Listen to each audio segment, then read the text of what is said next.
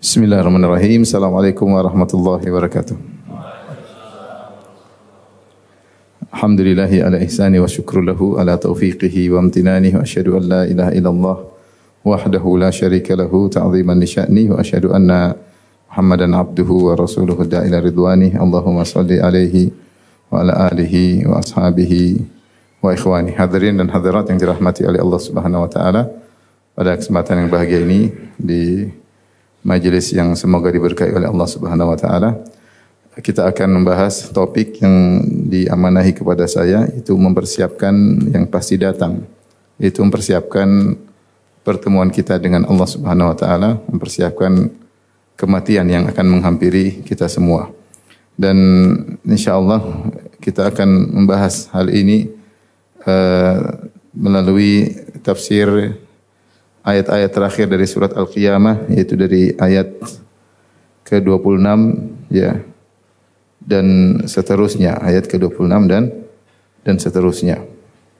Sungguhnya ya, kematian sebagaimana telah kita ketahui bersama adalah suatu yang pasti, yang kita sudah hampir setiap hari kita dengar ada yang meninggal, dan kita sudah mendengar kawan-kawan kita yang meninggal, bahkan kerabat orang terdekat juga meninggal ya. Kalau hari kiamat mungkin ada yang mengingkari, tapi kalau kematian tidak ada yang mengingkari. Mau ateis ya, siapapun tahu ada namanya kematian ya. Jadi keyakinan merupakan suatu yang pasti terjadi. Oleh karena di antara nama kematian adalah al-yaqin, hatta atana al-yaqin ya. Keyakinan ya. Allah sebutkan dalam dua ayat, di antaranya kata Allah Subhanahu wa taala, wa'bud rabbaka hatta ya'tiyakal yaqin. Sembahlah Rabbmu sampai datang keyakinan kepadamu, maksudnya kematian. Demikian juga dalam ayat yang lain Allah Subhanahu wa taala berfirman, ma salakakum fi saqar qalu lam nakum minal musallin wa lam nakun nut'imul miskin wa kunna nakhudhu ma'al khaidin wa kunna nukadzibu biyaumiddin hatta atana al-yaqin. Ketika penghuni neraka Saqar ditanya, apa yang menyebabkan kalian masuk di neraka Saqar? Mereka berkata, kami dahulu tidak salat, kami dahulu tidak memberi makan kepada fakir miskin, kami dahulu berbicara untuk menjelek-jelekan agama Islam. Wa kunna nukadzibu biyaumiddin, kami dahulu mendustakan hari kebangkitan, hatta atana al-yaqin, sampai datang keyakinan ya. Sebenarnya mengatakan disebut keyakinan karena ketika itu semua keraguan tentang hari akhirat akan hilang, karena ketika itu orang akan melihat semua yang pernah dia dengar, adanya malaikat maut, adanya alam barzakh, adanya sakratul maut, dia akan rasakan langsung ya, sehingga datanglah keyakinan ketika itu ya. Intinya kematian adalah suatu hal yang pasti yang diyakini oleh semua orang. Akan tetapi yang jadi masalah, meskipun kita semua yakin kita bakalan mati, yang jadi masalah persiapan kita kurang untuk bertemu dengan hari tersebut. Makanya Hasan al-Basri pernah berkata, ma ra'aitu yaqinan la syakka fihi asbaha bi syakkin la yaqina fihi, atau kama qala.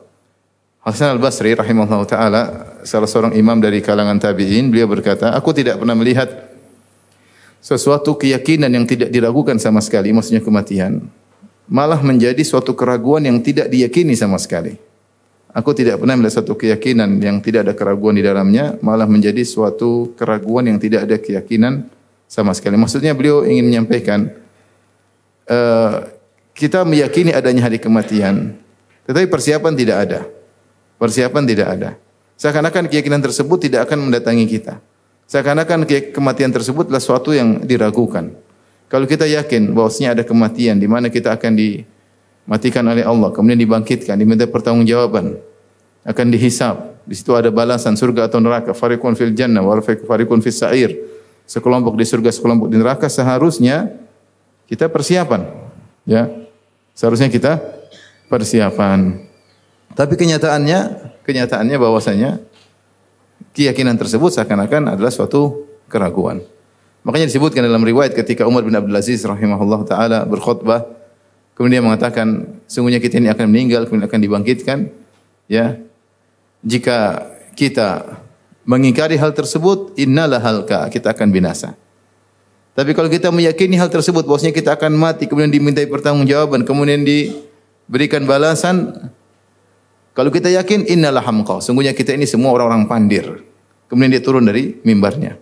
Apa maksud Umar bin Abdul Aziz rahimahullah ketika dia mengatakan kalau kita enggak yakin dengan hari kebangkitan, maka kita akan binasa, maksudnya kita akan kekal di neraka. Tapi kalau kita yakin kita akan meninggal dan akan dibangkitkan, sementara kondisi kita seperti ini, innalah hamqa, sungguhnya kita ini orang-orang pandir. Kenapa? Karena konsekuensi keyakinan tersebut tidak terwujudkan. Tidak terwujudkan. Artinya kita tidak beramal soleh sebagaimana yang seharusnya. Kita masih melakukan maksiat yang kita tahu kita bakalan binasa gara-gara maksiat tersebut. Maka kita ini benar-benar orang pandir, kata Umar bin Abdul Aziz rahimahullah, kemudian beliau turun dari mimbar beliau. Dan inilah kondisi kita yang sekarang kita jalani. Kita yakin bahwasanya kematian itu pasti datang.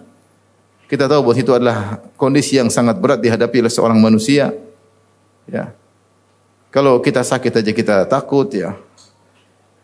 Kalau kita berpisah dengan keluarga dalam waktu sebentar saja kita sedih, bagaimana lagi dengan kematian? Bagaimana lagi dengan kematian yang sakaratul maut, yang sakitnya luar biasa, kemudian perpisahan yang tiada kembali lagi dari keluarga, tentu kondisi sangat berat, ya. Seharusnya, dan kita yakin bahwasanya kita akan dimintai pertanggungjawaban oleh Allah Subhanahu wa taala, seharusnya kita tidak bermaksiat, harusnya. Dan seharusnya kita tidak malas beramal soleh, harusnya demikian. Tapi lisanul hal, kondisi kita menunjukkan kita tidak meyakini hal tersebut. Mau bilang saya yakin, tapi konsekuensinya tidak ada. Maka benarlah perkataan Hasan al-Basri, ma ra'aitu yaqinan la syakka fihi asbaha bi syakkin la yaqina fihi. Aku tidak pernah melihat satu keyakinan yang tidak diragukan, sekarang malah menjadi keraguan yang tidak ada keyakinan sama sekali. Dan benar perkataan Umar bin Abdul Aziz rahimahullahu taala, kalau kita beriman kita bakalan mati kemudian dibangkitkan kemudian dibalas, innalah hamqa. Sungguh kita ini adalah orang-orang yang pandir, kita semua. Kita ini orang pandir. Ini Umar bin Aziz, orang yang soleh, dia mengatakan dirinya pandir dan yang lainnya. Bagaimana dengan kita? Lihatlah keseharian kita. Waktu kita terbuang-buang, amal soleh sedikit, kemudian mata tidak dijaga melihat yang haram, kita dengar seenaknya apa yang kita mau dengar, ya. Dan seterusnya. Ya. Lihatlah bagaimana kondisi para wanita yang masih tersibukkan dengan dunia mereka, masih belum menjadi wanita salehah terhadap suami-suami mereka. Lihatlah bagaimana para suami yang kurang perhatian terhadap keluarga, padahal dia tahu bahwasanya dia akan diminta pertanggungjawaban oleh Allah tentang anak dan istrinya. Oleh karenanya, ini semua yang akan kita sampaikan adalah untuk mengingatkan kita semua, saya pembicara dan juga para audiens, para hadirin, untuk benar-benar mempersiapkan diri bertemu dengan hari tersebut, ya. Kalau kita baca bagaimana para salafus saleh, mereka benar-benar persiapan untuk bertemu dengan hari tersebut, ya. Sehingga dikatakan salah seorang perawi hadis, ya, saya lupa namanya, tapi disebut dalam biografinya disebutkan, ya, dikatakan si fulan ini, ya, saya lupa Mansur bin Zadan atau siapa namanya, nanti bisa dicek, ya, rahimahullahu taala. Disebutkan beliau ini idza kana al-malakul maut indal bab, kalau seandainya malaikat maut ada di pintu rumahnya dan ingin mencabut nyawanya, dia tidak bisa nambah amal solehnya. Dia tidak bisa menambah lagi amal solehnya. Dia benar-benar persiapan full, sehingga tidak ada lagi waktu untuk tidak beramal soleh. Semua detik-detik yang dia lewati semuanya adalah amal apa? Soleh. Sehingga kalau ada malaikat datang dia tidak bisa lagi berkutik, mau tambah apa lagi? Sudah selesai. Semua yang dia lakukan, kegiatan yang lakukan, dari bangun tidur sampai tidur kembali semuanya berpahala di sisi Allah Subhanahu wa taala. Ini contoh yang saya baca biografi salah seorang ulama, luar biasa bagaimana persiapannya.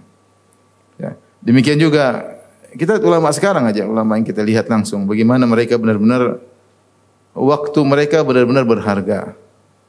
Ya, tidak ada waktu-waktu terbuang. Tidak waktu-waktu terbuang.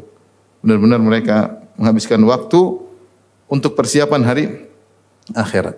Syekh Sa'di rahimahullah taala disebutkan biografinya, dia merasa kekurangan waktu sampai ketika dia melewati orang-orang yang sedang jagongan, orang-orang Arab minum kopi, ngobrol sana, ngalur ngidul, dia mengatakan seandainya saya bisa beli waktu kalian, saya akan beli waktu kalian. Kenapa? Dia merasa persiapan masih kurang, butuh waktu lebih untuk bisa persiapan bertemu dengan hari yang dijanjikan tersebut.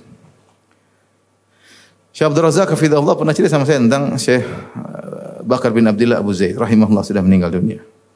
Beliau mengatakan Syekh Bakar bin Abdullah Abu Zaid ketika kalau ketemu lihat keseriusan dalam wajahnya.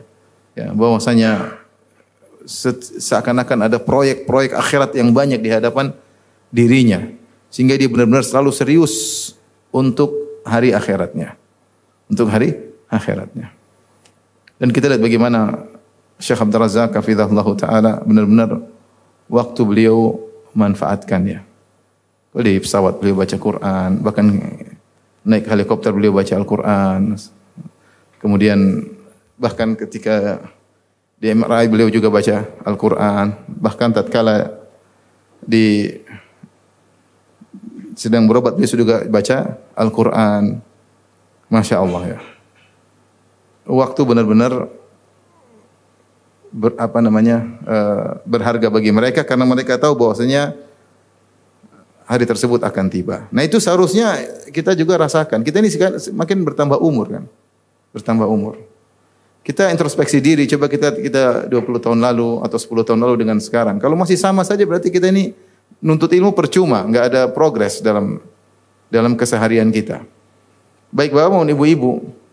Kalau udah ngaji lama, udah jilbabnya sudah besar, kemudian sudah bercadar, harusnya kehidupan mulai semakin menuju kepada akhirat. Ada progres, mulai semakin banyak baca Al-Quran. Ya, mulai mudah untuk bersedekah. Ya. Mulai bangun malam untuk sholat malam. Harusnya demikian. Mulai tidak sembarang berbicara, ngalur ngidul. Mulai mengurangi pertemanan. Ya, karena hari yang dijanjikan tersebut semakin dekat. Keyakinan tersebut semakin mendekat. Ya. Tapi kalau kita nuntut ilmu 5 tahun, 10 tahun, udah ngaji lama, tidak ada perubahan, ini masalah berarti. Masalah ya. Bisa jadi niat kita nuntut ilmu bermasalah. Makanya Ibnu Qayyim mengatakan kalau ada ilmu tidak menambah ketakwaan, famadkhul, maka ketahuilah bahwasanya ilmu tersebut yang menuntut ilmu niatnya terkontaminasi, niatnya enggak beres. Sehingga tidak membuahkan keimanan, tidak membuahkan apa? Ketakwaan, ya. Karenanya ikhwan dan akhwat yang dirahmati Allah Subhanahu wa taala, Bapak dan Ibu yang dirahmati Allah Subhanahu wa taala, ini kita duduk bareng-bareng di pagi hari ini dalam rangka untuk saling mengingatkan atas kekurangan-kekurangan kita yang sudah kita lakukan selama ini. Kita bermuhasabah, evaluasi lagi bagaimana kondisi saya. Seandainya saya dipanggil oleh Allah sekarang, apakah saya sudah siap atau tidak, ya. Kalau kita belum siap, segera perbaiki diri. Apakah kita ridha kalau Allah cabut nyawa kita sekarang dengan kondisi sekarang? Apakah kita ridha, siap dan balasannya sesuai dengan kondisi kita sekarang? Kalau ridha, alhamdulillah. Kalau belum ridha, segera perbaiki diri. Taib, sementara kematian pasti mendatangi kita. Tapi kita baca dalam surat Al-Qiyamah dari ayat 26 ya, dan seterusnya sampai akhir surat. Kata Allah Subhanahu wa taala, "Kalla idza balagatit taraqi." Kalla di sini ada dua tafsiran, ada artinya bantahan terhadap sebelumnya, ya. Ada artinya haqqan, ya, haqqan, ya. Ya. Ada yang mengartikan bahwasanya kalla, ya, idza balagatit taraqi, yaitu sekali-sekali tidak apa yang kalian persangkakan wahai manusia, bahwasanya tidak ada hari kiamat, ya, yang di mana kalian lebih mendahulukan kalla bal tuhibbunal ajilah wa tadharunal akhirah, sebagaimana ayat-ayat sebelumnya kalian mencintai perkara yang disegerakan, maksudnya kenikmatan dunia, wa tadharunal akhirah, dan kalian meninggalkan akhirat, maka kalian salah. Maka akan ada hari di mana balagatit taraqi, idza balagatit taraqi, ketika ruh sudah sampai di taraqi. Taraqi itu ini, turquwah ini. Apa nih? Selangkangan ya? Bukan kerong, bukan. Selangkangan yang ini. Selangkang kan? Ini taraqi itu ini, bukan kerongkongan ini. Yang tulang di ini nih. Ini apa namanya ini? Enggak ada. Bahasa Indonesia enggak ada, bahasa Jawa enggak apa-apa. Ini apa? Ini apa namanya ini? Inilah, selangkangan kan? Selangka. Selangka. Ya. Tulang selangka. Ya. Itu namanya rukuwah ya. Jamaknya taraqi. Ya artinya jika ruh sudah mencapai di kerongkongan yaitu melewati dua tulang ini yang mengitari leher. Kalla idza balagat. Balagat di sini ta'nif kembali kepada sesuatu yang sudah ma'ruf yaitu Allah berfirman kalau kita artikan haqqan sungguh benar-benar. Idza balagatit taraqi, ketika dia telah sampai kepada kerongkongan. Dia di sini maksudnya adalah ruh. Meskipun Allah tidak sebutkan sebelumnya ya, tetapi sudah dipahami maknanya ya. Kalau audiens sudah mengerti, dikatakan dia, orang sudah mengerti maka tidak perlu disebutkan sebelumnya. Seperti firman Allah, "Inna anzalnahu fi Lailatul Qadar." Sungguhnya kami telah menurunkannya. Ini kembali ke siapa? Maksudnya Al-Qur'an sudah jelas. Ya, tidak perlu disebutkan sebelumnya tapi orang sudah pahamnya. Di sini maksudnya apa? Al-Qur'an. Sungguhnya kami menurunkannya ya ketika di malam Lailatul Qadar. Ya. Seperti juga firman Allah Subhanahu wa taala, "Hatta tawarat bil hijab." Sampai akhirnya tenggelam, maksudnya matahari. Meskipun matahari tidak disebutkan sebelumnya. Jika audiens sudah mengerti maka tidak harus disebutkan sebelumnya seperti dalam ayat ini ya Allah mengatakan kalla idza balagatil hulquma, sungguh benar-benar akan terjadi idza balagatil hulqum, ketika dia mencapai kalla idza balagatit taraqi, ketika dia telah mencapai ke tulang selangka ya, maksudnya dia di situ adalah ruh. Dan demikianlah ruh ketika proses akan keluar meninggalkan jasad ini maka dari atas, keluar dari sini. Makanya disebutkan innar ruha idza kharajat tabi'ahal basar. Sungguhnya ruh kalau sudah keluar maka mata mengikuti. Sehingga proses keluarnya ke atas sebagaimana disebutkan dalam Al-Qur'an. Berarti ruh dari bawah naik siap untuk keluar dari atas. Wa qila man raq. Ini maksudnya kematian ya. Dia menjelang kematian. Wa qila man raq, maka dikatakan siapakah yang raqin. Raqin di sini juga ada dua tafsiran ya. Tafsiran pertama, raqin maksudnya man yarqi, yaitu siapa yang meruqyah atau siapa yang mengobati. Siapa yang bisa mengobatiku. Ketika seorang akan tahu dia dalam kondisi parah, dia berusaha mencari orang-orang yang bisa menyembuhkannya. Kalau dia punya uang, dia akan habiskan mencari dokter yang terhebat yang untuk bisa menyembuhkannya. Atau ada yang meruqyahnya supaya dia bisa sembuh. Usaha yang dia lakukan semaksimal mungkin. Dan itulah yang kita ketahui dari orang-orang yang memiliki uang, memiliki kekuasaan, ketika dia sakit parah, dia akan berusaha mencari orang yang menyembuhkannya. Berapapun dia bayar, dia akan bayar. Yang penting dia bisa sembuh. Tapi kali ini dia tidak bisa sembuh. Kalau sebelum-sebelumnya, mungkin dia bisa sembuh. Mungkin dia melewati kondisi-kondisi sulit dan dia bisa berhasil melewati kondisi tersebut. Kali ini tidak bisa. Ya, kali ini tidak bisa. Kalau sudah tiba ajal dan ruh akan keluar maka tidak ada yang bisa menghalanginya. Wa qila man raq, maka dia katakan siapa yang bisa menyembuhkan? Tidak ada yang bisa menyembuhkan. Ini pendapat pertama, menunjukkan lemahnya manusia, tidak kemampuan manusia ketika telah datang kematian. Dia tidak bisa berbuat apa-apa. Siapa pun dia. Mau raja, mau panglima, mau jenderal, mau orang jago bertubuh kekar, jika datang kematian maka selesai ya, maka selesai. Oleh karenanya Allah Subhanahu wa taala menyebutkan aina ma takunu yudrikumul maut walau kuntum fi burujim musyayyadah.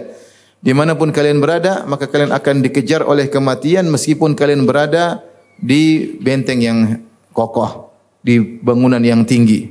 Meskipun kalian dijaga oleh ribuan bodyguard, dijaga oleh ya orang-orang yang hebat dengan persenjataan yang lengkap, namun jika kematian telah datang percuma. Mau sembunyi dimanapun maka akan datang kematian. Ya makanya ketika datang malaikat maut kepada Nabi Sulaiman, kepada Nabi Daud alaihissalam, maka Nabi Daud bertanya, siapa engkau? Ya maka dia mengatakan, aku adalah malaikat yang ya tidak takut kepada para raja ya, dan tidak ada penghalang yang bisa menghalangiku. Ya. Kata Nabi Daud, "Idzan anta malakul maut." Kalau gitu engkau adalah malaikat maut. Ya. Yang raja-raja tidak bisa selamat darinya dan tidak ada penjaga yang bisa menghalanginya. Itu adalah malaikat maut. Kemudian Nabi Daud alaihissalam pun dicabutnya nyawanya oleh malaikat maut. Jadi seorang kemanapun dia pergi, ya, maka akan dikejar oleh kematian. Ya. Dan cerita seperti ini banyak. Ya. Di antara cerita nyata yang saya dengar langsung, ya, ada seorang ketika musim COVID, dia benar-benar menghindar dari COVID. Tidak pernah keluar dari rumahnya. Maka serangan COVID pertama dia di rumah tidak pernah berinteraksi dengan siapapun. Maka dia selamat. Ketika serangan kedua Delta, dia pun selamat. Dia tidak pernah keluar dari rumahnya. Benar-benar tidak mau keluar dari rumah. Ketika datang musim Omikron, qadarullah mungkin dia menganggap ringan, rumahnya mau direnovasi. Akhirnya dia pergi ke hotel. Di hotel dia kena Omikron dan dia meninggal akhirnya. Ya. Kalau datang kematian maka tidak ada yang bisa menghindar. Bahkan yang lebih menakjubkan, Allah menyebutkan kematian itu bukan hanya mengejar, bahkan dari depan dia menghadang. Kata Allah Subhanahu wa taala, "Qul innal mauta alladzi tafirruna minhu fa innahu mulaqikum." Katakanlah bahwasanya kematian yang kalian lari darinya fa innahu mulaqikum, dia akan datang dari depan. Jadi mau kita lari kemanapun, dia bukan mengejar dari belakang saja, bahkan dia menghadang dari depan. Terus bagaimana cara kita mau selamat? Dari belakang dia bisa kejar, dari depan tiba-tiba dia muncul di depan kita. Kalau sudah tiba saatnya maka tidak ada yang bisa selamat, tidak ada yang bisa lolos. Lihatlah orang ini, Allah mengatakan ketika balaghatil taraqi, ketika ruhnya sudah sampai di kerongkongannya atau di selangkanya, wa qila man raq, maka dia mengatakan siapa yang bisa menyembuhkan? Enggak ada lagi. Percuma harta yang banyak, percuma kekuasaan yang besar, kekuasaan yang luas, percuma jabatan yang tinggi, percuma ketenaran, popularitas, tidak ada, percuma kawan-kawan, tidak ada yang bisa membantu. Ya. Tidak ada yang bisa membantu sama sekali. Ini tafsiran pertama, itu tidak ada yang bisa menyembuhkannya. Tafsiran yang kedua, waqila man raq, dari sama raqa, yaitu siapa yang mau angkat ruh ini. Ini pendapat kedua. Allah sedang berbicara tentang ruh orang kafir. Ruh orang kafir. Ketika dia dikeluarkan, maka keluar bau yang sangat busuk. Malaikat maut sudah mencabut nyawanya, kemudian diserahkan kepada malaikat. Jadi proses pencabutan nyawa, malaikat cabut dulu. Setelah itu diserahkan kepada, kalau bukan malaikat azab, malaikat rahmat. Kalau bukan malaikat azab, malaikat rahmat. Jika diambil ruhnya oleh malaikat rahmat, dibawa ke langit, maka insya Allah dia masuk surga. Tapi kalau dibawa oleh malaikat azab, maka niscaya dia akan diazab di alam barzah dan seterusnya sampai hari kiamat. Nah, karena ruh ini baunya busuk, ya, mengeluarkan bau yang sangat busuk, maka malaikat azab pun bertanya, siapa yang membawa ini? Mereka tidak suka dengan ruh ini. Jadi mereka, siapa yang membawa ke atas? Karena busuknya bau ruh tersebut yang mungkin tidak kita cium, tapi dicium oleh malaikat, sehingga mereka enggan seakan-akan membawa ruh ini, tetapi tugas mereka harus membawa ruh ini. Sehingga dikatakan waqila man raq, dikatakan siapa yang membawa ruh ini? Enggak ada yang mau, tapi harus dibawa. Karena saking busuknya ruh tersebut. Wa dhanna annahu al-firaq. Kata Allah Subhanahu wa taala, dhanna annahu al-firaq, dan dia menyangka bahwasanya inilah perpisahan. Dhanna di sini kata para ulama maksudnya tayaqqan, dia telah yakin bahwasanya dia akan berpisah. Ketika ruhnya sudah di sini sudah selesai, tidak ada yang bisa menyembuhkannya, maka dia yakin dia akan berpisah. Tapi perpisahan kali ini tidak seperti perpisahan biasa. Perpisahan biasa masih ada harapan ketemu lagi. Perpisahan biasa mungkin dari kejauhan kita masih bisa kontak-kontakan dari kejauhan. Perpisahan kali ini benar-benar perpisahan yang tidak ada kembali lagi kecuali hari kebangkitan. Wa dhanna annahu al-firaq, maka dia yakin pada hari tersebut dia akan berpisah dari hartanya. Dia akan berpisah dari orang-orang yang dia cintai. Dia akan berpisah dari orang yang terdekat dengannya. Makanya dikatakan seorang penyair mengatakan, "Thamaniyatun la budda minha 'alal fata. Tajri 'alaihi la budda tajri 'alaihi thamaniyah." Ada 8 perkara yang harus melewati seorang pemuda. Dan 8 perkara tersebut pasti melewati sang pemuda tersebut. Yang tidak bisa kita, semua orang pasti melewati 8 perkara tersebut. Itu 8 perkara tersebut apa? Sururun, ya. Ya, wahammun, kebahagiaan dan kesedihan, kegelisahan, ya. Wajtima'un waftirakun, ya, perjumpaan dan perpisahan. Usrun yusrun, kemudahan dan kesulitan. Tsumma saqmun wa afiyah, kemudian sakit maupun sehat. 8 perkara yang pasti melewati kita semua. Ya. Kita semua pernah bahagia, kita semua pernah sedih, kita semua pernah sakit, kita semua pernah sehat. Ya. Kemudian kita pernah mengalami kesulitan, kita pernah mengalami kemudahan, dan kita pernah berkumpul dan kita pernah berpisah. Kita pernah berkumpul, kita pernah berpisah. Makanya Jibril alaihissalam menasihati Nabi sallallahu alaihi wasallam dengan berkata, ya, ahbib man syi'ta fa innaka mufariquh. Ya. Cintailah siapa yang kau suka, ya Rasulullah, sungguhnya kau akan berpisah darinya. Kau akan berpisah darinya. Dan ini hari yang sangat berat. Dan kita tahu bahwasanya di dunia itu tidak ada yang sempurna. Semakin kita mencintai seseorang, maka perpisahan semakin terasa berat. Semakin kebahagiaan kita rasakan, resikonya penderitaan yang semakin berat. Seorang mencintai anaknya dengan cinta luar biasa dan dia bahagia luar biasa. Tapi ketika berpisah dari anaknya, dia merasa sangat sulit yang luar biasa. Dan itulah kehidupan dunia. Enggak ada yang sempurna. Adapun kebahagiaan yang abadi tanpa perpisahan cuma di surga sana. Maka lihatlah bagaimana kondisi orang ini, kesulitan yang dia hadapi, sakaratul maut, ruh yang akan keluar, secara fisik dia merasa kesakitan, secara mental dia juga merasa hal yang sangat berat. Dia yakin dia akan berpisah. Perpisahan kali ini tidak biasanya. Dia akan sendirian, diambil oleh malaikat. Tidak ada yang menemaninya. Teman dekatnya tidak ada yang menemaninya. Istri tidak menemaninya. Anak-anak tidak menemaninya. Ya. Semuanya akan meninggalkannya. Bagaimana kondisi orang kalau ternyata dia dalam kondisi tidak bertakwa kepada Allah? Sungguh ini adalah hal yang sangat menyedihkan. Secara fisik dia kesakitan, maupun secara mental dia menderita. Inilah Allah sebutkan tentang kondisi orang tersebut. Allah mengatakan wa dhanna annahu al-firaq. Maka pada saat itu dia yakin dia akan berpisah, ya. Ini syarat ikhwan dan akhwat yang Allah Subhanahu wa taala. Kita harus mempersiapkan diri kita untuk mengalami kesendirian, ya. Saya sering sampaikan hal ini. Kita semua nanti akan sendirian. Ketika dicabut nyawa, kemudian dikembalikan lagi dimasukkan alam barzah, kita kemudian ditinggalkan oleh orang tercinta. Makanya Nabi SAW sebutkan ketika seorang dikubur, Nabi SAW mengatakan, yatba'ul mayit thalath, fayarji al-ithnan wa yabqa wahid. Mayat akan diikuti oleh 3 perkara, 2 kembali, 1 tinggal bersama dia. Ahluhu wa maluhu wa amaluhu. Itu keluarganya, hartanya dan amalnya. Adapun keluarga dan hartanya akan meninggalkan dia. Ada yang mengatakan harta maksudnya budak-budaknya.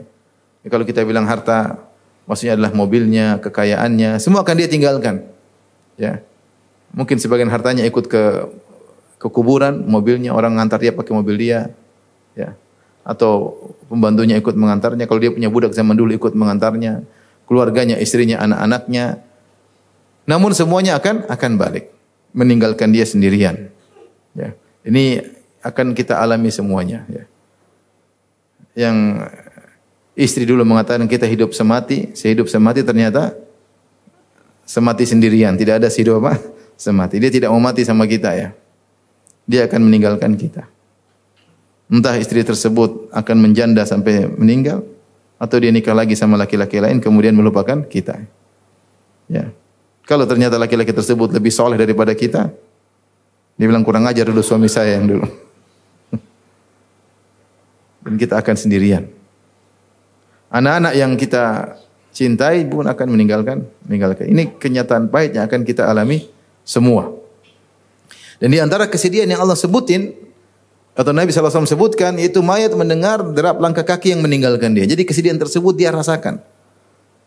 Sampai Allah membuat dia mendengar. Asalnya mayat tidak bisa mendengar, tapi dia dibuat mendengar khusus. Bukan mendengar semua kejadian. Mendengar bagaimana langkah kaki, suara terompah meninggalkan kuburan. Situlah semakin bertambah kesedihannya. Kita itu dia yakin bosnya dia sedang bersendirian dalam kehidupan yang baru, dalam kegelapan yang baru. Oleh karenanya Alqamah rahimahullah ketika menghadiri jenazah Maka dia berkata, amma hadza faqad qamat qiyamatuhu. Adapun si fulan yang meninggal ini telah tegak hari kiamatnya. Telah tegak hari kiamat. Maka dikatakan man mata faqad qamat qiyamatuhu. Siapa yang meninggal maka telah tegak hari kiamatnya. Kita enggak usah tunggu hari kiamat nanti ketika bumi dihancurkan kemudian dibuat bumi yang baru. Siapa yang meninggal selesai, telah tegak hari kiamatnya. Maka itulah hari perpisahan yang sangat berat. Yang akan kita lewati seluruhnya. Kita sekarang kita di dunia ini, kita sedih ketika ada orang yang kita cintai meninggalkan kita. Satu orang aja. Kita padahal masih hidup dan masih ada teman-teman yang lain. Masih ada orang kita cintai masih banyak ya. Taruhlah ibu kita meninggal, kita masih ada orang yang kita cintai, istri kita, anak-anak, kakak adik. Itu pun kita sudah sedih luar biasa.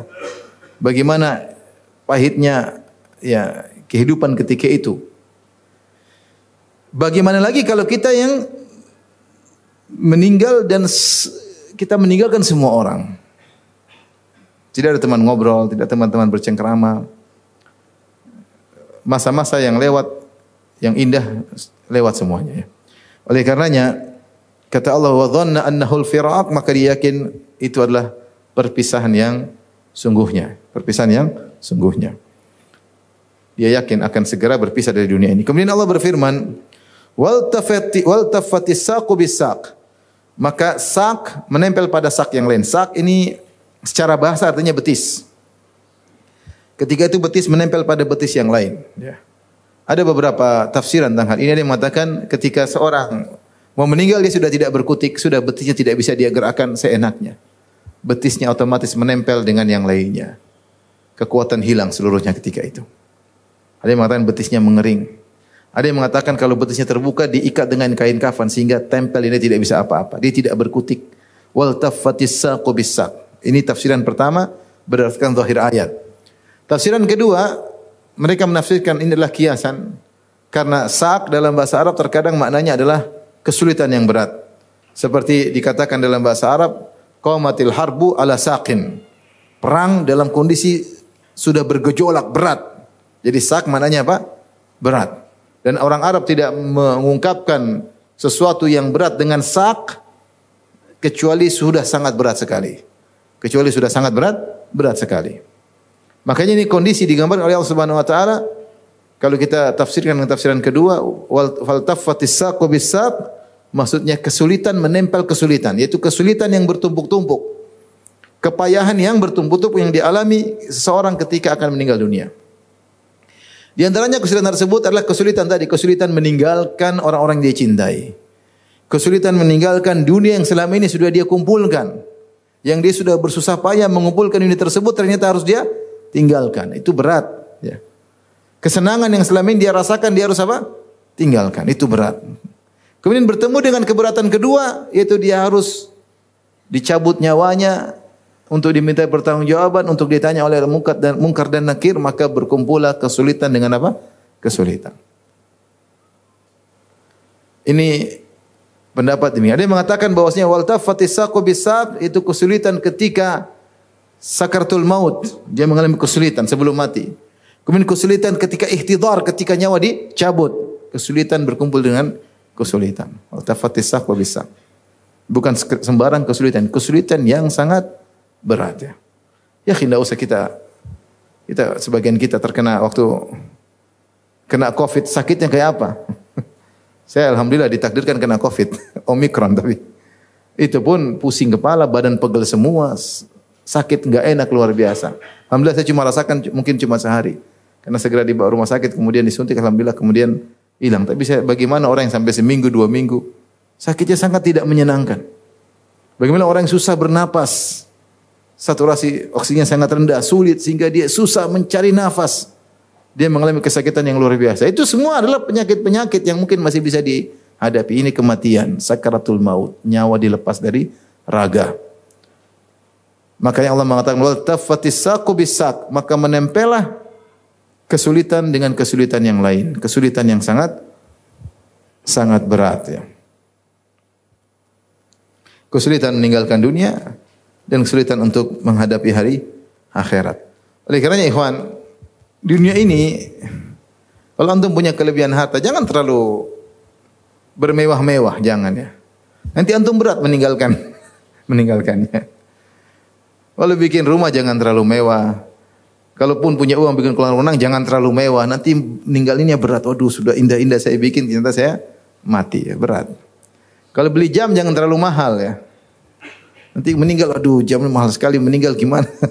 Berat ya. Sehingga karena semakin orang cinta sama dunia dia semakin merasa berat.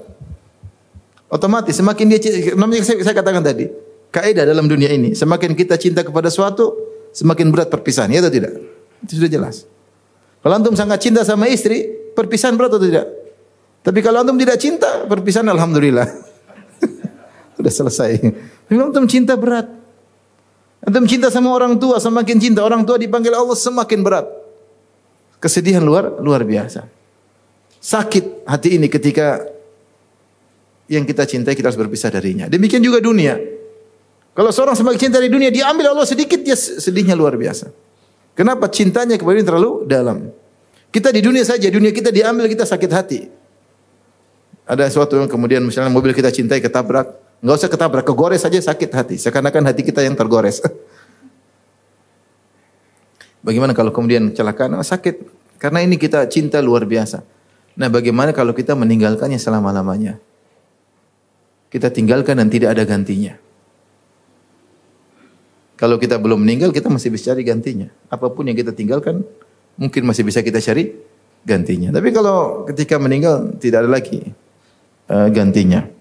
Maka di antara keberatan yang kesulitan yang dialami seorang ketika dia mau meninggal, dia merasa berat meninggalkan dunia yang sangat dia cintai tersebut. Maka Allah gambarkan wal taffatis saqu bisaq, maka menempelah kesulitan dengan kesulitan. Kata Allah, ila rabbika yauma idzinil masaq. Maka ketika itu dia menuju digiring kepada Rabbmu, ila rabbik, hanya kepada Rabbmu.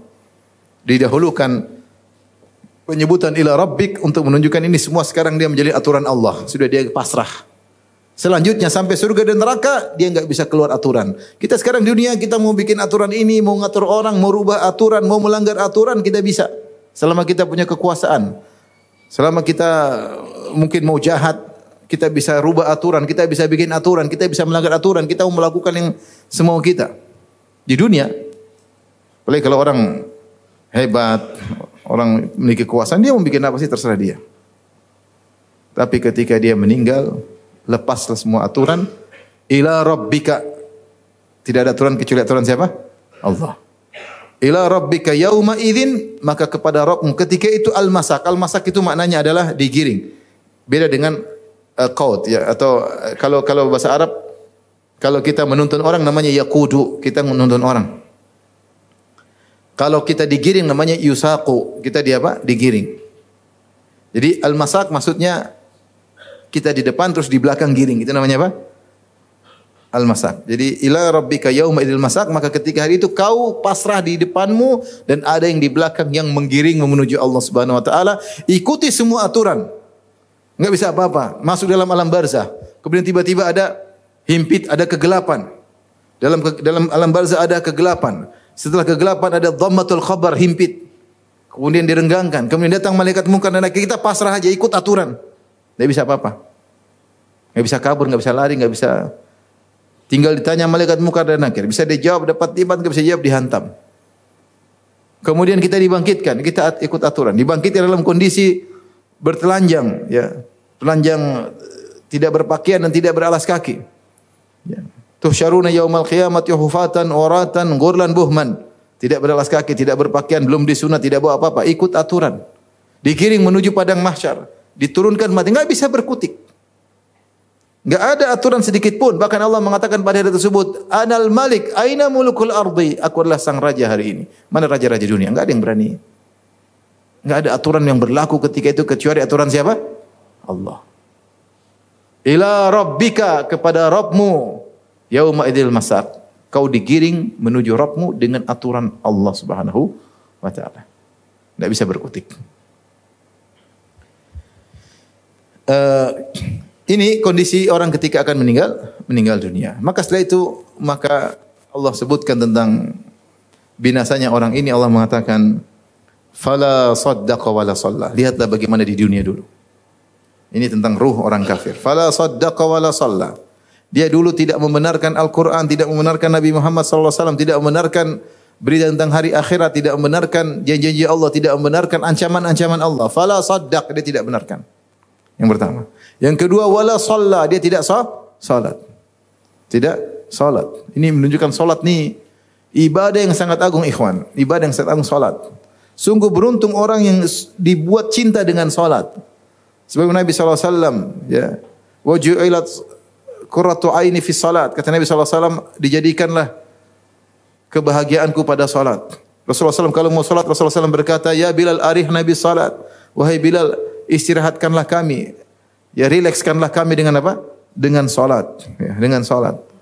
Salat ini kalau seorang sudah mencintainya, dia dapat anugerah yang luar biasa. Dan inilah ibadah yang paling dicintai oleh Allah. Makanya ketika Isra Mi'raj pertama kali Allah wajibkan satu hari 50 waktu. 50 waktu, bukan 50 rakaat, 50 waktu. Kemudian Rasulullah minta keringanan sampai akhirnya 5 waktu. Kenapa Allah wajibkan 50 waktu pertama kali? Karena Allah cinta dengan ibadah salat tersebut. Allah mengatakan wasjudu waqtarib. Sujudlah dan dekatlah dengan Rabbmu. Siapa yang sujud otomatis dekat dengan Allah Subhanahu wa taala. Nabi sallallahu alaihi wasallam bersabda, "Innaka lan tasjud sajdatan lillah illa rafa'aka Allahu biha darajah wa hatta anka biha khati'ah." Tidaklah kau sujud sekali saja karena Allah, kecuali Allah angkat derajatmu dan Allah akan hilangkan dosamu. Luar biasa. Ketika seorang datang kepada Nabi sallallahu alaihi wasallam, "Ya Rasulullah, as'aluka marafaqataka fil jannah." Ya Rasulullah, aku ingin agar bisa menemani engkau di surga. Permintaan berat. Kata Rasulullah SAW, "Awa ghaira dzalik?" Tidakkah ada permintaan yang lain? Minta sama saya di surga berarti derajatnya apa? Tinggi. Kata Rasulullah, "Awa ghaira dzalik?" Tidak ada permintaan lain. Kata dia, "Huwa dzak, saya cuma mau itu." Apa jawaban Nabi sallallahu alaihi wasallam? "Wa inni ala nafsika bi kathrati sujud." Bantu aku agar bisa beri syafaat kepada engkau hari kiamat kelak, supaya bisa sederajat denganku atau dekat denganku bi kathrati sujud, dengan banyak apa? Sujud. Maka salat ni ibadah yang sangat agung. Maka dalam ayat-ayat Al-Quran disebutkan, ya, orang yang mulia wa dzakara asma rabbih fasalla. Salat. Sebaliknya orang yang celaka seperti ini, fala saddaqa wala shalla, dia tidak salat. Tadi yang dalam neraka Saqar, ma salakakum fi saqar? Qalu lam nakum minal musallin. Kami dulu tidak salat. Maka ikhwan dan akhwat, nasihat dulu saya pribadi untuk antum sekalian. Sering-sering salat. Enjoy dalam salat. Kalau salat jangan buru-buru, nikmati. Sujud nikmati zikirnya. Kita sedang bercengkerama dengan Allah, sedang bermunajat. Kata Nabi sallallahu alaihi wasallam, "Inna ahadakum idza kana fi salat fa innahu yunaji rabbahu." Sungguhnya salah seorang di antara kalian kalau sedang salat, dia sedang bercengkerama. Munajat itu bercengkerama berduaan. Berbisik-bisik. Nikmati salat tersebut. Lihatlah bagaimana Abdullah ibn Zubair radhiyallahu anhu. Kalau beliau sudah salat maghrib, kemudian beliau salat sunnah ba'da maghrib, beliau sujud dan beliau tidak angkat kepala beliau kecuali adzan isya. Menikmati salat tersebut. Menikmati salat tersebut. Oleh karenanya perbanyak sujud, perbanyak salat. Kita sekarang hidup di zaman buat kita tidak sempat apa? Salat. Sibuk dengan WhatsApp, sibuk dengan medsos, sibuk dengan kegiatan, salat enggak sempat. Ya, 5 waktu aja mah kita. Oke, itu bagus.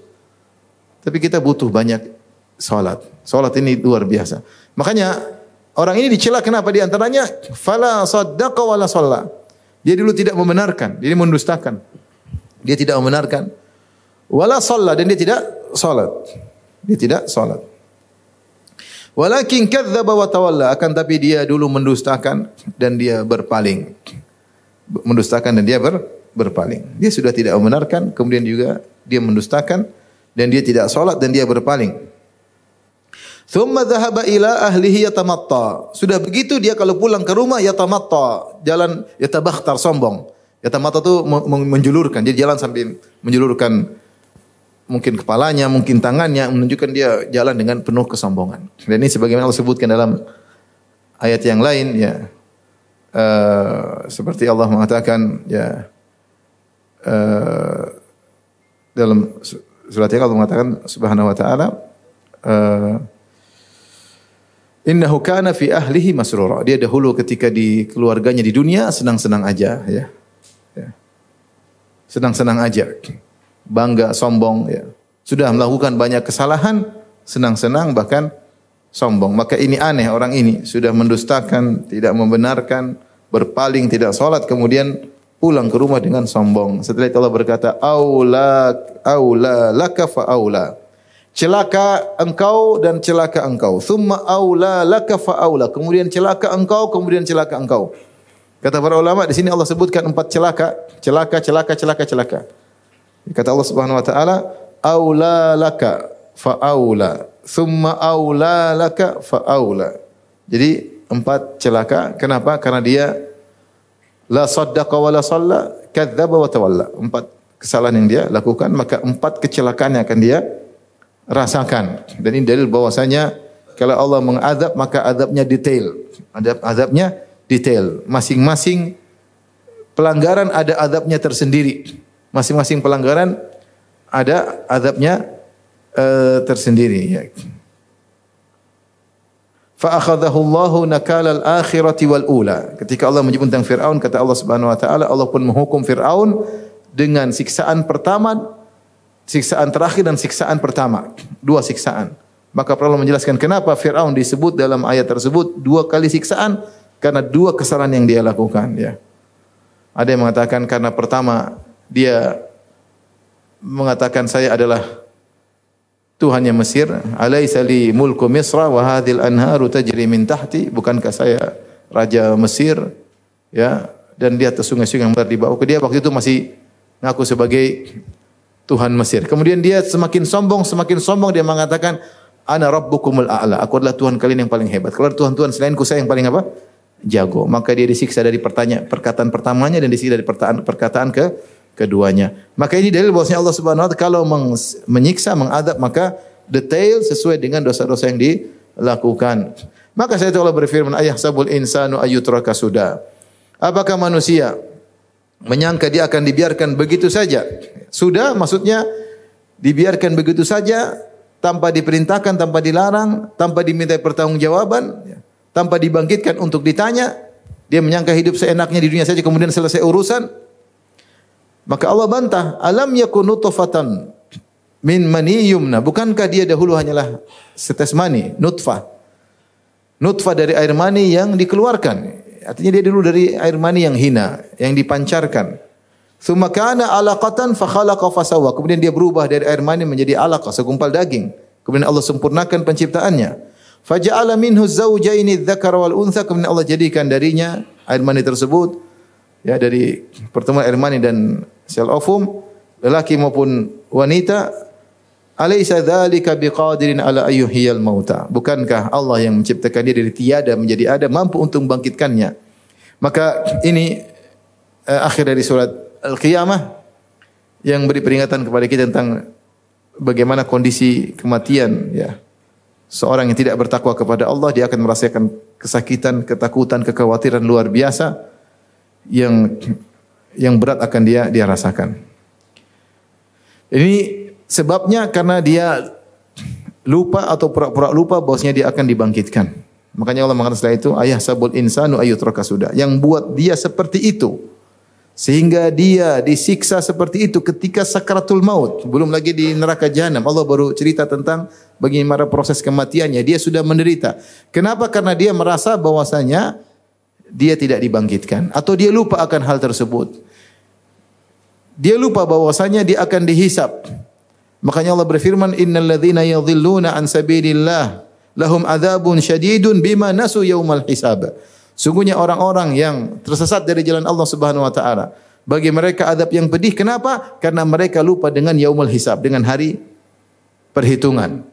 Hari bahwasanya kita semua akan diaudit oleh Allah Subhanahu wa taala. Meskipun ayat ini wallahu alam bisawab konteksnya terhadap orang kafir yang mengingkari hari kebangkitan, yang cuek dengan apa yang dia lakukan, yang pulang ke rumah berjalan dengan penuh kesombongan, tidak salat, mendustakan nabi, dia cuek, ya. Dia pikir tidak dibangkitkan lagi, ternyata dia mengalami penderitaan ketika nyawanya akan dicabut, belum penderitaan selanjutnya. Meskipun ayat-ayat itu terhadap orang kafir, tapi pelajaran bagi kita.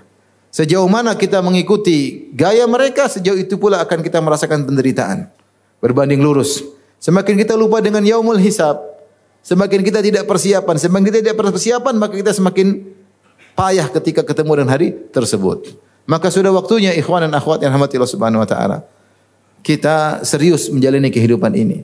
Kalau kita punya program, rencana-rencana untuk dunia, kita punya program yang rapi, teratur, tersusun, kita pelajari, kita kerjakan, maka kita juga harusnya program untuk akhirat yang kita harus seriusin. Karena kehidupan dunia akan kita tinggalkan menuju kehidupan akhirat. Jika tidak demikian, yang ada hanyalah penyesalan. Yang ada hanyalah penyesalan. Allah sebutkan bahwasanya orang akan menyesal. Ya. Waji'a yawma idzin bi jahannam yawma idz yatadzakkarul insanu wa anna lahu dzikra yaqulu ya laitani qaddamtu li hayati. Ketika hari tersebut neraka didatangkan oleh Allah Subhanahu wa taala. Ketika neraka dihadirkan, yauma yatadzakkarul insan, maka manusia akan ingat seluruh yang pernah dia lakukan. Allah buka file dia. Akalnya menjadi tajam. Dia ingat semua file yang pernah dia lakukan, ya. Ya. Sekarang kita banyak yang kita lupakan, tapi semua akan dilihat. Kita akan lihat semua apa yang kita lakukan. Kita akan tahu semua apa yang kita lakukan. Wa anna lahu dzikra, dan apa faedahnya dia ingat ketika itu sudah terlambat. Yaqulu, kemudian dia menyesal. Yaqulu ya laitani qaddamtu li hayati. Maka manusia berkata ketika itu, seandainya dulu di dunia saya beramal saleh untuk kehidupanku yang sesungguhnya. Tapi sudah terlambat. Sudah terlambat dan kita semua akan menyesal. Makanya di antara nama hari kiamat Allah namakan dengan Yaumal Hasrah, hari penyesalan. Kita semua akan menyesal. Saya atau antum semuanya akan menyesal. Ibnu Katsir menyebutkan ayat ini bukan cuma orang kafir, bukan cuma pelaku maksiat. Pelaku orang kafir jelas menyesal kenapa tidak beriman kepada Nabi SAW. Orang pelaku maksiat pasti menyesal kenapa dia bermaksiat. Bahkan orang-orang soleh juga menyesal kenapa dulu amal solehnya kurang. Kenapa dulu ketika berbakti sama orang tua dia kurang berbakti. Kenapa ketika baca Al-Quran kurang serius. Baca Quran sambil baca WhatsApp, gimana mau baca Al-Quran? Ya. Kenapa dulu dia sholat malam cuma 3 rakaat, kenapa tidak 11 rakaat? Kenapa tidak 8 rakaat? Kenapa tidak? Kenapa ketika bersedekah dia ragu-ragu padahal ini adalah kesempatan luar biasa untuk meraih ganjarannya di akhirat kelak. Para ibu-ibu juga banyak yang menyesal nanti. Ibu-ibu dengar atau tidak? Bapak bilang dengar. Akan menyesal pada hari kiamat. Menyesal dulu kenapa tidak berbakti kepada suami. Menyesal kenapa dahulu tidak menyenangkan hati suami. Padahal itu ibadah yang sangat agung. Ya. Saya kemarin ditanya oleh seorang wanita. Ustaz, umur saya sudah 50 tahun Ustaz. Umur sudah, tenaga sudah berkurang. Kematian sudah di depan. Apa yang bisa saya lakukan yang terbaik bisa saya lakukan? Saya bilang kalau saya jadi ibu, 2 yang saya lakukan. Kalau saya punya ibu, saya punya orang tua, saya berbakti sebisa-bisanya. Kalau saya punya suami, saya berbakti sebisa-bisanya kepada apa? Suami. Itu jalan termudah masuk apa? Surga. Dengar ibu-ibu? Dengar? Dengar kata bapak-bapak. Nanti menyesal. Menyesal. Dan penyesalan yang tiada penghujungnya. Penyesalan yang tiada obatnya. Laki-laki menyesal, perempuan menyesal. Kita saja menyesal kurang berbakti sama ibu kita. Kenapa dulu kita masih perhitungan? Kenapa kita masih apa? Pelit. Sementara orang tua tidak pernah perhitungan sama kita. Ketika orang tua sudah dipanggil baru kita menyesal. Seandainya dulu dia masih hidup mungkin sudah saya servis, mungkin saya sudah belikan, tapi sudah selesai. Ya. Karenanya ikhwan dan akhwat yang rahmati Allah Subhanahu wa taala, tidak ada persiapan yang terbaik untuk menemui hari tersebut kecuali kita selalu menghadirkan dalam diri kita bahwasanya kita akan dihisab oleh Allah Subhanahu wa taala. Allah berfirman, "Ya ayyuhalladzina amanu taqullaha wal tanzur nafsum ma qaddamat lighad." Wahai orang yang beriman, bertakwalah dan masing-masing jiwa melihat apa yang dia telah lakukan untuk masa depannya. Evaluasi diri. Evaluasi. Orang-orang sekitar kita banyak. Saya sama tetangga, bagaimana? Sudah oke enggak? Kalau Allah tanya, bagaimana ya Firanda, kamu sama tetangga? Oke enggak? Kalau oke, alhamdulillah. Kalau belum oke, perbaiki. Karena kau akan ditanya tentang tetanggamu. Taib, saya akan ditanya oleh Allah, ya Firanda, bagaimana kau terhadap anak-anakmu? Taib, saya harus koreksi diri. Di tengah kesibukanmu, bagaimana engkau terhadap anak-anakmu? Kalau saya kira-kira bisa jawab, alhamdulillah. Kalau enggak bisa, segera perbaiki. Di antum juga demikian. Kalau ditanya oleh Allah, wahai Firanda, bagaimana dengan istrimu? Saya harus siap ditanya. Sudahkah engkau menjalankan kewajiban sebagai suami yang benar terhadap istrimu? Hak-haknya sudah ditunaikan? Sudahkah kau adil terhadap mereka? Sudahkah kau berikan kebutuhan mereka? Sudahkah kau beri wejangan kepada mereka? Saya akan ditanya, pasti ditanya. Pada orang tua sudah selesai, orang tua saya sudah meninggal. Saya akan ditanya tentang ilmu yang sudah saya pelajari, saya dakwahkan, sudahkah saya menjalankannya? Tanya pada diri sendiri sebelum kita ditanya oleh Allah Subhanahu wa taala. Itu persiapan yang terbaik menurut saya. Evaluasi diri. Jangan kita berjalan begitu saja tanpa kita evaluasi. Nanti kita kaget tiba-tiba diwafatkan oleh Allah, kita tidak bisa menjawab pertanyaan-pertanyaan yang ditujukan kepada kita. Ini saja ikhwan dan akhwat yang dirahmati Allah Subhanahu wa taala yang bisa saya sampaikan. Semoga Allah membuka hati kita semua untuk lebih persiapan menemui hari yang sangat dahsyat tersebut. Hari kematian yang akan mendatangi kita semuanya. Sebagaimana perkataan seorang penyair, ta'addadatil asbab wal mautu wahid. Sebab-sebab kematian itu banyak tapi menuju pada satu tujuan yang sama, yaitu kematian. Man lam yamut bisayfin mata bi ghairi. Siapa yang tidak meninggal dengan tusukan pedang, dia akan meninggal dengan sebab yang lain. Ta'addadatil asbabu wal mautu wahid. Sebab-sebab kematian itu banyak dan semuanya mengantarkan kepada satu tujuan, sama-sama kematian. Kalau kita tidak meninggal gara-gara Covid, kalau kita tidak meninggal gara-gara kecelakaan, akan meninggal dengan cara yang Allah kehendaki. Maka persiapkan hari tersebut agar ketika didatangi kematian kita bisa kuat dan bisa nyaman ketika itu, sebagaimana Allah sebutkan tentang orang yang istiqamah.